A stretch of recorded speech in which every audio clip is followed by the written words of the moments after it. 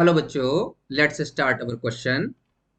Question कह रहा है sulphide ore is generally roasted to oxide before reduction because. बेटा ध्यान देना, मान लीजिए कोई सल्फाइड ओर है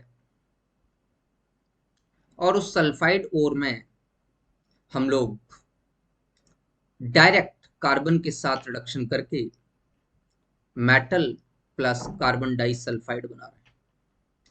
अगर यही सल्फाइड को मैं ऑक्साइड में कन्वर्ट कर लूं ऑक्सीजन के साथ, ठीक है ना, और कार्बन के साथ करके M प्लस CO या CO2 में कन्वर्ट करूं, CO2 में कन्वर्ट हो रहा है। अगर ऐसा करूं तो बात यह है कि ऐसा क्यों कर रहा हूं मैं, मेटल सल्फाइड को डायरेक्ट क्यों नहीं कर रहा। बात यह नहीं है कि मेटल सल्फाइड को हम डायरेक्ट रिड्यूस नहीं कर सकते। हाँ, मेटल सल्फाइड को डायरेक्ट रिड्यूस किया जा सकता है, यहां तक कि मेटल सल्फाइड को डायरेक्ट हीटिंग से भी रिड्यूस किया जा सकता है, जो मरकरी के लिए करते भी हैं।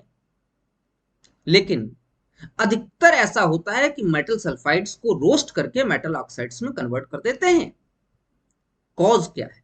कॉज ये है कि इंथैल्पी ऑफ फॉर्मेशन जो कार्बन डाइऑक्साइड की है वो ज्यादा है in comparison to carbon disulphide. इसका मतलब ये प्रोसेस इजी प्रोसेस है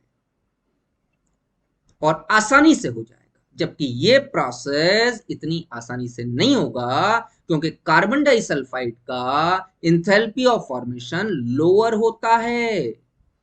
तो the first option is the same, the enthalpy of formation of carbon dioxide is more। तो कार्बन डाइसल्फाइड का कम है और कार्बन डाइऑक्साइड का एंथैल्पी ऑफ फॉर्मेशन ज्यादा है, इसीलिए हम हमेशा मेटल सल्फाइड को ज्यादातर रोस्ट करके मेटल ऑक्साइड में कन्वर्ट कर देते हैं। Option number A is correct. बाद बाकी ऑप्शन में कहा गया है कि रिड्यूसिंग एजेंट पॉसिबल नहीं है, सल्फाइड रिड्यूस नहीं किया जा सकता। ऐसा कुछ भी नहीं बेटा, सल्फाइड रिड्यूस किया जा सकता है और रिड्यूसिंग एजेंट्स भी सल्फाइड के लिए पॉसिबल हैं, but it will be A tough process. और मेटलर्जी में हम लोग हमेशा इकोनॉमिकली बेनिफिशियल और मोर इजी प्रोसेसेस को फॉलो करते हैं। तो your correct option is option number A. Best of luck बेटा।